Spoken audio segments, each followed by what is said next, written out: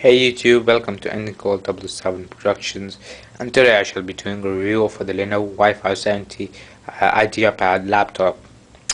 Now this is a medium high-end laptop from the manufacturer Lenovo, which basically is directed towards the high-end student or the business person, which is basically in between the two. It gives you good performance and good build quality as well. So going into the laptop directly, I'll cover the hardware aspects of this laptop as well as the specifications. So let's get started. Firstly, what I'll cover is the lid of this laptop. It has a premium material lid, which I really like. It's very scratch resistant, so if you scratch it with your nails, it's not gonna get scratched even little. I've used this laptop for 6 months now, and it doesn't have anything wrong with the lid. Now it also has the Lenovo printed on there, if you can see onto the right. Going in, this is made out of a premium material also, which is a metal, I think, which is embedded into the lid here. I really like this material. It's glossy, but it doesn't have any scratches, again, which I really like. It also has a pattern which is edged onto the, if you can see the pattern there, which is edged onto the lid, which is really great. I like that as well. It's basically does not really make any sense, the pattern, but I like the pattern. And the lid is basically all plastic. It's not a metal, but it looks like metal. It has a metallic finish to it, which I really like as well. Now what I will do is I will firstly look what's onto the front of the laptop.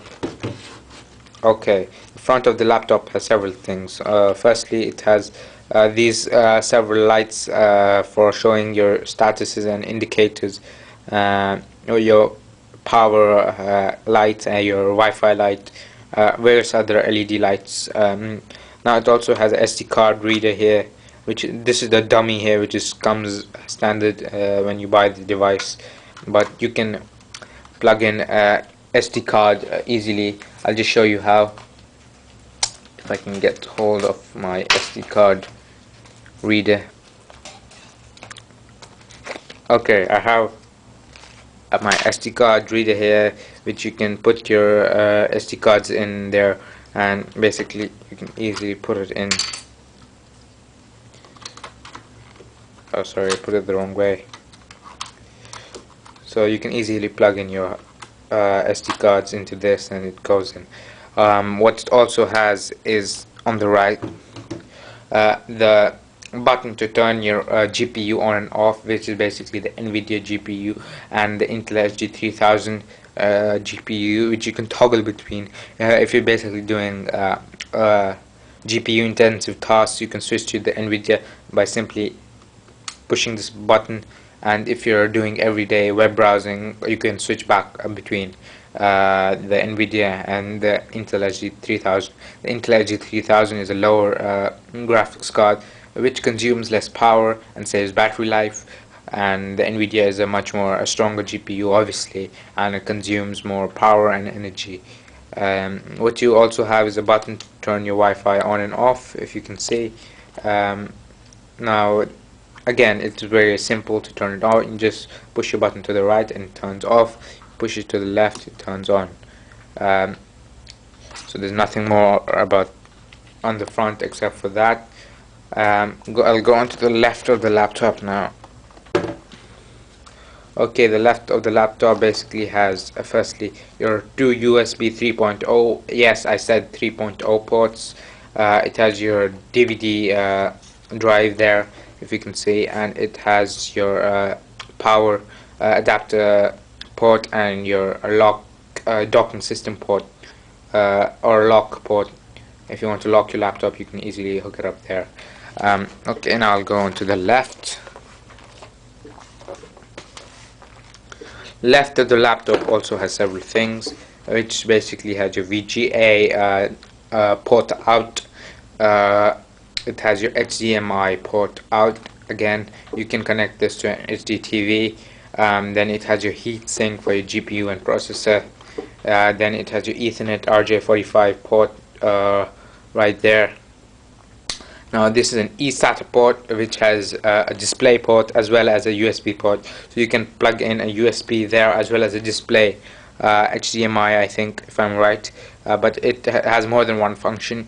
Then it has a USB 2.0 port there, so you have a total of 4, 1, 2 and USB 3.0 on the right side of the laptop, again, which has ample ports for USBs.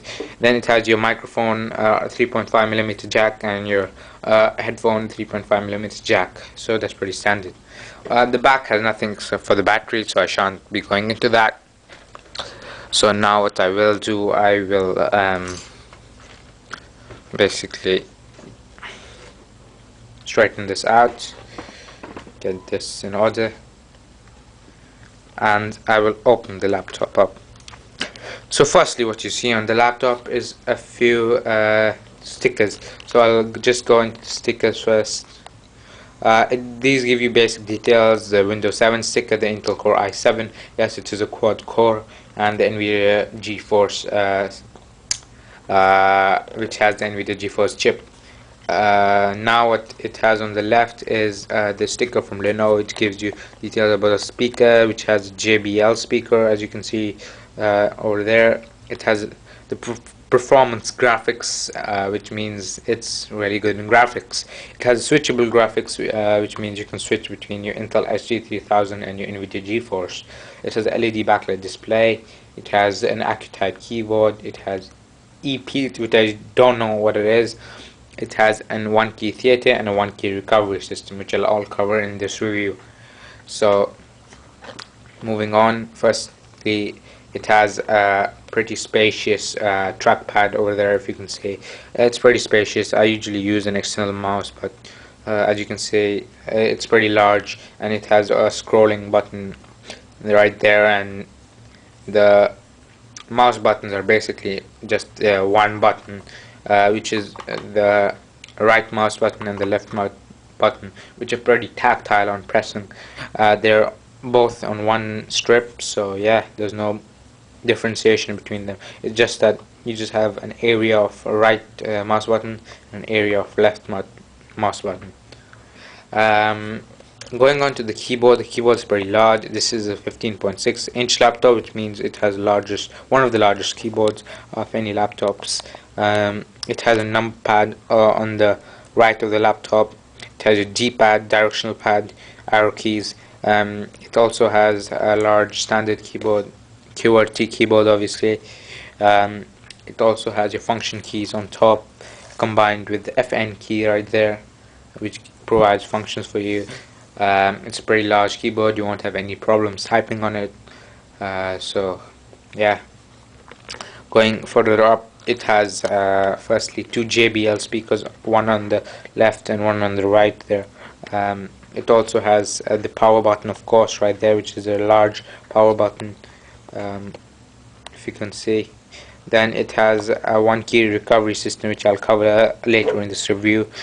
And it has your three LED lights. One is for the caps lock, one is for the number lock, and one is for the hard drive, the activity of your hard drive. Going further right, it has several capacitive touch buttons. The first button is the volume muter over there. The second one is the volume reducer, which is volume increaser. It has your one-key theater system and the cooling system, which you can also control, which I like. Okay, now let's power on. Before I power on the device, I'll just go into the screen. The screen is a 15.6-inch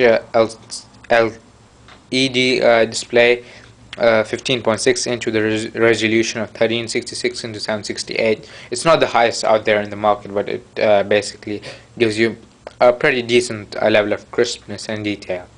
Going further up, it has also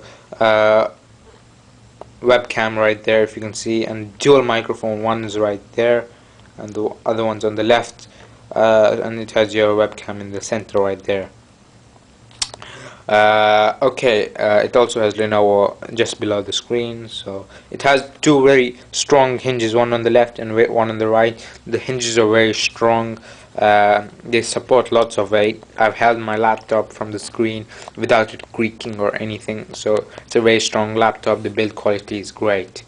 Um, so basically in this review I covered all the hardware aspects. Now in the part 2 of my review I will cover all the software and the specification, the performance,